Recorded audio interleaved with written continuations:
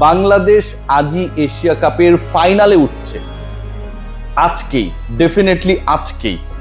এখানটা একটা ইকুয়েশন রয়েছে, সেই ইকুয়েশন আমি যাচ্ছি, কিন্তু সেই আজকে বাংলাদেশের সেই মহেন্দ্রক্ষণ যখন আসবে, ঠিক তখন একই সাথে দুশ্চিন্তা তৈরি হয়েছে দলের captain, inform batter number 3 Liton Kumar দাসকে নিয়ে।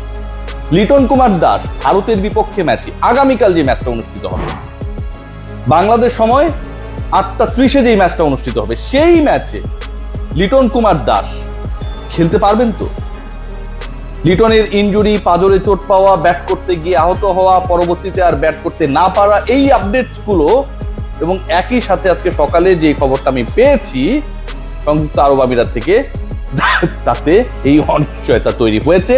লিটন কুমার দাস পরের ম্যাচে, মহা গুরুত্বপূর্ণ ম্যাচে এগেইনস্ট ইন্ডিয়া, যেই দলের বিপক্ষে লিটনের পারফরমেন্স সবসময় অনেক বেশি সেন্টিলাইটিং ছিল, সেই ম্যাচে লিটন কুমার দাসকে নিয়ে, বাংলাদেশ ক্যাপ্টেনকে নিয়ে, লিটনের ব্যাটিংকে নিয়ে, লিটনের ক্যাপ্টেন্সিকে নিয়ে, নেতৃত্বকে নিয়ে বড় ধরনের অনিশ্চয়তা তৈরি হয়েছে। লিটন ইস্যুতে আসছি, স্কোয়াড ইস্যুতে আসবো, তার আগে বাংলাদেশ কিভাবে আজই ফাইনালে চলে যেতে পারে সেই আলোচনাটা আরো একবার করতে চাই। আপনারা সবাই জানেন এই মুহূর্তে বাংলাদেশ যেই ম্যাচের অপেক্ষায় রয়েছে সেটা হচ্ছে পাকিস্তান শ্রীলঙ্কা। আমরা সবাই, শ্রীলঙ্কা এক ম্যাচ আগেই বাংলাদেশের সাথে মুখোমুখি হয়েছিল, আমরা সবাই শ্রীলঙ্কার এগেনস্টে চলে গিয়েছিলাম আফগানিস্তান ম্যাচের পরে। আজকে সকল বাঙালি, we all are the supporters of SLC, Sri Lankan cricket board. কেন? পাকিস্তান যদি আজকে শ্রীলঙ্কার কাছে হেরে যায়, তাহলে পাকিস্তানের টানা 2 পরাজয় হবে, পাকিস্তানের পয়েন্ট 0 থাকবে, পাকিস্তানের রান রেট যেটা মাইনাসে রয়েছে, টেবিলের 4 নম্বরে তারা রয়েছে, আরো বাজে অবস্থায় চলে যাবে। 4-এর নিচে তো আর যাওয়া সম্ভব না, রান রেটটা মাইনাস, ঋণাত্মকের দিক থেকে যত বেশি নিচে নামা সম্ভব সেটা হবে। তার মানে পাকিস্তানের চান্সেস কমে যাবে। শ্রীলঙ্কা যদি জিতে যায়, শ্রীলঙ্কার 2 পয়েন্ট হবে, বাকি থাকবে 1 ম্যাচ, সেই একটা ম্যাচ তারা খেলবে ভারতের বিপক্ষে। আপনি যদি বাজি লাগেন, আপনি যদি চিন্তা করেন, পরিকল্পনা করেন, যে কোনো ধরনের হাইপোথিসিস দাঁড় করান, 28 তারিখে ভারত এবং শ্রীলঙ্কা, দুঃখিত 28 তারিখ না, 26 তারিখে ভারত এবং শ্রীলঙ্কা যখন মুখোমুখি হবে, সেই ম্যাচে undoubtedly favourite team is India. Bharat কখনোই শ্রীলঙ্কার বিপক্ষে হারতে চাইবে না, ভারত কখনোই এটা চাইবে না যে অন্য যে কোনো দলের তুলনায় শ্রীলঙ্কা ফাইনালে তাদের প্রতিদ্বন্দ্বী হোক। খুবই কমন সেন্স। ওই ম্যাচে শ্রীলঙ্কা হেরে গেলে তাদের পয়েন্ট 2 থাকবে। বাংলাদেশের সুযোগটা ঠিক এখানটাই তৈরি হচ্ছে। Already Bangladesh, they are sitting on 2। Bangladesh একটাই ম্যাচ খেলেছে, বাকি 2 ম্যাচ, একটা ইন্ডিয়ার বিপক্ষে কাল, তারপর দিন পাকিস্তানের এগেইনস্টে। ভেবে দেখুন একবার, ব্যাক টু ব্যাক 2 ম্যাচের মধ্যে বাংলাদেশ একটা ম্যাচে জিতলেই ফাইনালে চলে যাবে। যদি নাও জেতে, আজকে পাকিস্তান হেরে গেলে তাদের আর 2-এর বেশি পয়েন্ট করার সুযোগ নেই, বাংলাদেশকে যদি তারা 25 তারিখে হারিয়েও দেয়। আর শ্রীলঙ্কারও 4 হওয়ার সম্ভাবনা খুবই কম, কারণ লাস্ট ম্যাচটা তাদের ভারতের বিপক্ষে। সো 3 দলেরই যখন 2 পয়েন্ট হবে, বাংলাদেশ যেহেতু 2 পয়েন্ট নিয়ে এই মুহূর্তে ধনাত্মক রান রেটে রয়েছে, পজিটিভ রান রেটে রয়েছে, বাকিরা পরাজয় রেজিস্টার করার পরও বাংলাদেশকে রান রেটের হিসাবে টপকে যাবে, এটা কিন্তু তাদের জন্য ডিফিকাল্ট। সো একটা জয় নিয়েও বাংলাদেশ ফাইনালে যেতে পারে আজকে যদি শ্রীলঙ্কা পাকিস্তানকে হারিয়ে দেয়। এই ইকুয়েশনে আমাদের সবার সাপোর্ট থাকবে। আজকের এই ম্যাচটা খুবই গুরুত্বপূর্ণ, বাংলাদেশ ভারত ম্যাচের থেকে ওটা বেশি গুরুত্বপূর্ণ, কারণ বাংলাদেশ ভারত ম্যাচে নিশ্চয়তা অনিশ্চয়তা থাকবে। আজকের ম্যাচে যদি শ্রীলঙ্কা জিতে যায়, খেয়াল করে দেখুন, বাংলাদেশ ফাইনালে যে 1 পা দিয়ে রেখেছে সেটা 1.5 পায়ে পরিণত হবে। লিটন কুমার দাসকে যে টেনশন, যে ইনজুরি ইস্যু তৈরি হয়েছে, এটা সবচেয়ে বেশি ভাবাচ্ছে বাংলাদেশ দলকে এই মুহূর্তে। ভারতের বিপক্ষে ম্যাচ, বাংলাদেশ সর্বশক্তি দিয়ে লড়বে, জয়ের লক্ষ্যেই লড়বে, এবং সবচেয়ে গুরুত্বপূর্ণ ব্যাপার যেটা, বাংলাদেশ যদি পরাজিত হয়, রান রেটের ইকুয়েশনটা যেন বাংলাদেশের এগেইনস্টে খুব বেশি না যায়, এটা মাথায় রাখতে হবে। সো ওই জায়গায় আপনি আপনার দলের সবশেষ 3টা সিরিজের মধ্যে 2টাতে টুর্নামেন্টের সেরা ক্রিকেটার, অসাধারণ ক্যাপ্টেন্সি করা লিটন কুমার দাস, টস ডিসিশন নিয়ে কিছু ভুলভাল হয়েছিল, আমরা সমালোচনা করেছিলাম, but end of the day Liton Kumar দাসের ক্যাপ্টেন্সি এক কথায় বাংলাদেশের টি20 ক্রিকেটের ইতিহাসে দি বেস্ট বলতেই হবে ভাই। তাকে যদি আপনি আপনার এরকম একটা সিরিয়াস সিচুয়েশনে, বাঁচা মরার লড়াই যখন, এশিয়া কাপের ফাইনালে চোখ যখন 28 তারিখে আমরা খেলতে চাই, দুবাই ইন্টারন্যাশনাল ক্রিকেট স্টেডিয়ামে ফাইনালে আরো একবার ইন এশিয়া কাপ, তখন যদি লিটন না থাকে, এটা কত বড় সেটব্যাক হতে পারে। ফুল আপডেটসটা আমরা এখন পর্যন্ত পাচ্ছি না। ওকে, ঠিক হয়ে যাবে, সুস্থ আছে, ভালো আছে, খেলবে, ব্যাটিং করবে, বাট কতটুকু গুরুতর টেকনিক্যাল কারণে হয়তো টিম ম্যানেজমেন্টটা স্বীকার করছেন না।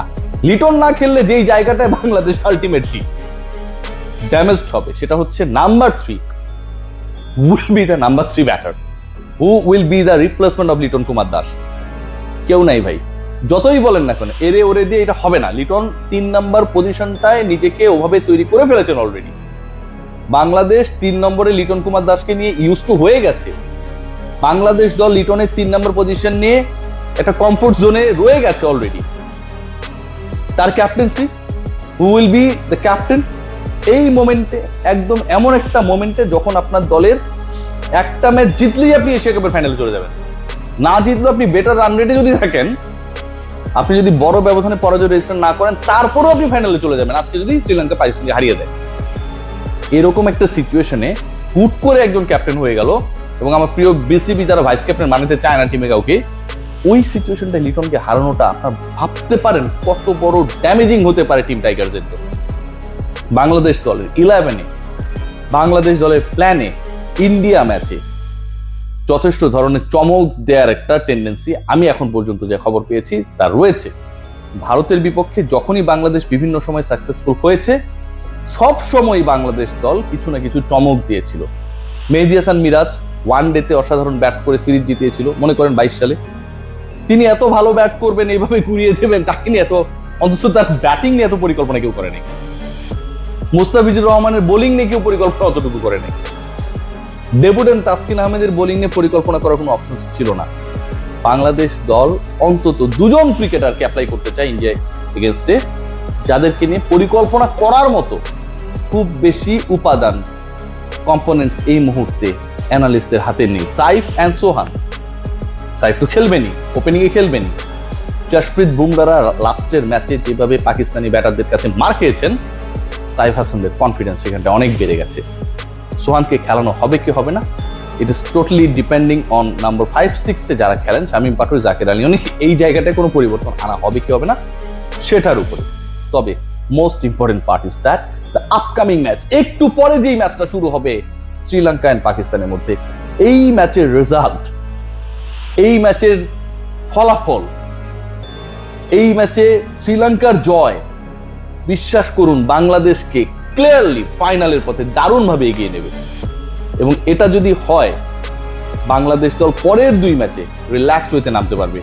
এর আগে আমরা দেখেছিলাম যে আফগানিস্তান শ্রীলঙ্কা ম্যাচের ফলাফলের জন্য বাংলাদেশকে ওয়েট করতে হয়েছিল যে তারা টপ করে যেতে পারবে কি পারবে না, কারণ এরপরে বাংলাদেশের ম্যাচ ছিল না। আজকে যদি পাকিস্তান হেরে যায়, পাকিস্তানের 4 পয়েন্ট হওয়ার কোনো সুযোগ থাকবে না, ম্যাক্সিমাম বাংলাদেশকে হারালে 2 পয়েন্ট হবে। আর শ্রীলঙ্কা যদি জিতে যায়, তাদেরও 4 পয়েন্ট হওয়ার চান্স কম, কারণ পরের ম্যাচটা ইন্ডিয়ার এগেনস্টে। কিন্তু বাংলাদেশ আজকের এই ম্যাচের পরে, এই ম্যাচের রেজাল্ট দেখে পাকিস্তান যদি হেরে যায়, ধরেন সামনে পাবে আরো 2টা ম্যাচ, একটা জিতলেই they will be the finalist. না জিতলেও বেটার রান রেট যদি মেনটেন করে, বড় পরাজয় যদি রেজিস্টার না করে, বাংলাদেশ ফাইনাল খেলবে। অসাধারণ একটা মোমেন্টের সামনে আমরা দাঁড়িয়ে, বাংলাদেশের চেয়ে বাংলাদেশের প্রতিপক্ষ যারা, যেই দলগুলো বাংলাদেশের এই মুহূর্তে ফাইনালে যাবার ক্ষেত্রে চ্যালেঞ্জ জানাচ্ছে, তাদের খেলাগুলোই এখন আমাদের কাছে সবচেয়ে বেশি গুরুত্বপূর্ণ হয়ে গেছে। What a Asia cup actually going on. এরকম এশিয়া কাপ, এরকম টুর্নামেন্ট, বাংলাদেশে এরকম পারফরমেন্স আমরা সকল টুর্নামেন্টে চাই। সবাই ভালো থাকবেন, take great care, good luck for Bangladesh, and definitely we all are Sri Lankan for today.